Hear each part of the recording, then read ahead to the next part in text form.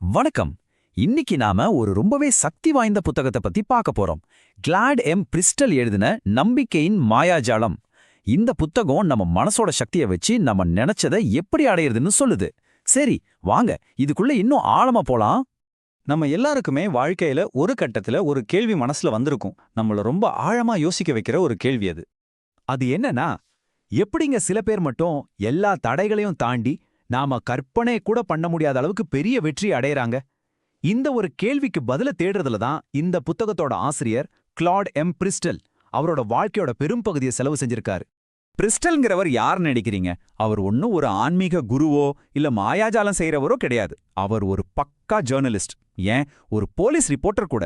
எப்பவுமே உண்மைகளை மட்டும்தான் தேடுவாரு. அவரோட இந்த ஜேர்னலிஸ்ட் வேலையில அவரு கண்ணு முன்னாடி நம்பவே முடியாத விசித்திரமான சம்பவங்கள்லாம் நடந்துச்சு. அதுதான் வெற்றிக்கு பின்னாடி இருக்கிற அந்த ரகசியத்தை கண்டுபிடிக்கணும்னு ஒரு பெரிய தேடலை அவர் மனசுல தூண்டுச்சு. ஒரு ரிப்போர்ட்டரா அவர் பலதரப்பட்ட விஷயங்களை நேர்ல பார்த்தாரு. உதாரணத்துக்கு பிரேயர் மீட்டிங்ஸ்ல நடக்கிற அற்புதங்கள், நோய் குணப்படுத்துற சடங்குகள், ஏன் அமெரிக்க பழங்குடி மக்கள் மழைக்காக ஆடுற நடனம் வரைக்கும் நிறைய பார்த்தாரு. இது எல்லாத்துலயுமே அசைக்க முடியாத நம்பிக்கையை வச்சு மக்கள் நம்ப முடியாத விஷயங்களை சாதிக்கிறத அவரு நேர்ல பார்த்தாரு. இப்படி பார்க்கறதுக்கு வெவ்வேறு மாதிரி தெரிஞ்சாலும் இது எல்லாத்துக்கும் நடுவுல ஒரு பொதுவான சக்தி வாய்ந்த ஒரு விஷயம் இருக்கிறத அவர் கவனிக்க ஆரம்பிச்சாரு. அதுதான் எல்லாத்தையும் ஒன்னா இணைச்சது. ஒவ்வொரு இடத்துலயும் முடியாத ஒரு விஷயத்த முடிக்கிறதுக்கு காரணமா இருந்த ஒரே ஒரு விஷயம் அந்த முழுமையான அசைக்க முடியாத நம்பிக்கை தான். அதுதான் அவர் கண்டுபிடிச்சாரு. அதுதான் அந்த ரகசிய இழ. சரி, மத்தவங்கள ஆராய்ச்சி பண்ணது போதும், இப்ப அவரே இந்த தியரிய டெஸ்ட் பண்ண வேண்டிய ஒரு கட்டாயம் வருது. அதுதான் அவரோட வாழ்க்கையில ஒரு பெரிய திருப்பு முனையா அமையுது. சம்பவம் நடக்கிறது 1918 பிரான்ஸ்ல. முதல் உலக போர் நேரம். பிரிஸ்டல் ஒரு சாதாரண சிப்பாய். கையில சுத்தமா காசு இல்ல. சம்பளம் நின்னு பல வாரங்கள் ஆச்சு. எதிர்காலம் ஒரு பெரிய கேள்விக்குறி. அதுதான் அவரோட வாழ்க்கையில ரொம்ப மோசமான ஒரு காலகட்டம். அப்போதான் ஒரு இருண்ட ராத்திரியில அவர் மனசுல ஒரு தீர்மானமான முடிவு எடுக்கிறாரு. நான் இயல்பு வாழ்க்கைக்கு திரும்ப போனதும் என் வாழ்க்கையில பணத்துக்கு பஞ்சமே இல்லாம பாத்துக்கணும்னு இந்த ஒரு சின்ன முடிவு தான் அவரோட மொத்த வாழ்க்கையே மாத்தி போட்டுச்சுன்னு அவரே சொல்லாரு. இந்த முடிவெடுத்ததுக்கு அப்புறம்தான் அந்த நம்பிக்கையோட மேஜிக் நிஜ வாழ்க்கையில வேலை செய்ய ஆரம்பிக்குது. வாங்க அது எப்படின்னு பார்க்கலாம். அவர் போர முடிச்சிட்டு வீட்டுக்கு வராரு. வந்த மறுநாள் காலையிலேயே அவருக்கு ஒரு ஃபோன் கால். யாருன்னு பார்த்தா ஒரு இன்வெஸ்ட்மெண்ட் பேங்க்ல இருந்து வேலைக்கு கூப்பிடுறாங்க. இதுதான் அவரை செல்வத்தை நோக்கிய பாதையில கொண்டு போன முதல் படி. அவர் ஒரு வித்தியாசமான பழக்கத்தை வச்சிருந்தாரு.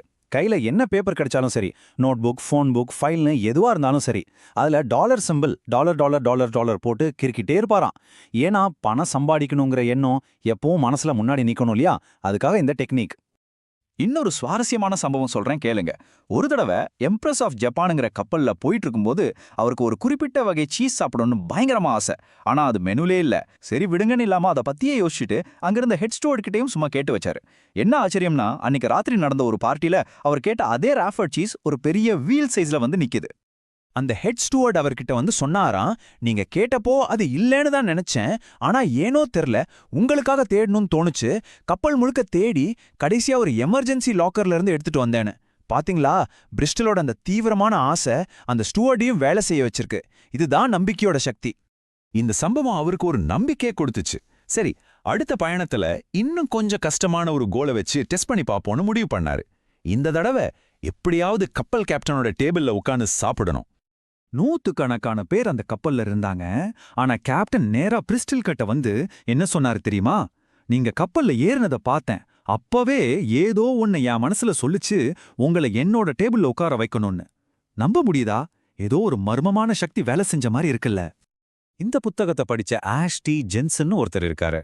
அவரோட ஆரம்பத்துல வெறும் $65 தான் வச்சிருந்தாராம். ஆனா இந்த புத்தகத்துல இருக்கிற கொள்கைகளை ஃபாலோ பண்ணி $1 மில்லியன் மேல சம்பாதிச்சாரு.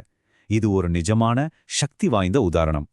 சரி, இவ்ளோ கதைகளை பார்த்தாச்சு. இதுல இருந்து நம்ம எடுத்துக்க வேண்டிய விஷயம் என்ன? இப்ப உங்க முறை. நீங்க என்ன செய்ய போறீங்க? ஒரு பழைய லத்தீன் பழமொழி இருக்கு. அது இந்த புத்தகத்தோட மொத்த சாரத்தையும் ஒரே வரியில அழகா சொல்லிரும். ஒரு விஷயம் உங்ககிட்ட இருக்குன்னு நம்புங்க, அப்போது உங்ககிட்ட இருக்கும். அவ்வளவுதான். அதனால முக்கியமான விஷயம் இதுதான். நம்பிக்கைங்கிறது சும்மா ஒரு ஃபீலிங் மட்டும் இல்ல. அது நம்ம எண்ணங்களை நிஜமா மாத்துற ஒரு எனர்ஜி, ஒரு உண்மையான சக்தி. அப்போ இந்த கொள்கைய உங்க வாழ்க்கையில எப்படி பயன்படுத்த போறீங்க? சொல்லுங்க. இன்னையிலிருந்து உங்க மனசுல நீங்க விதைக்க போற அந்த சக்தி வாய்ந்த எண்ணம் என்னவா இருக்க போகுது யோசிச்சு பாருங்க.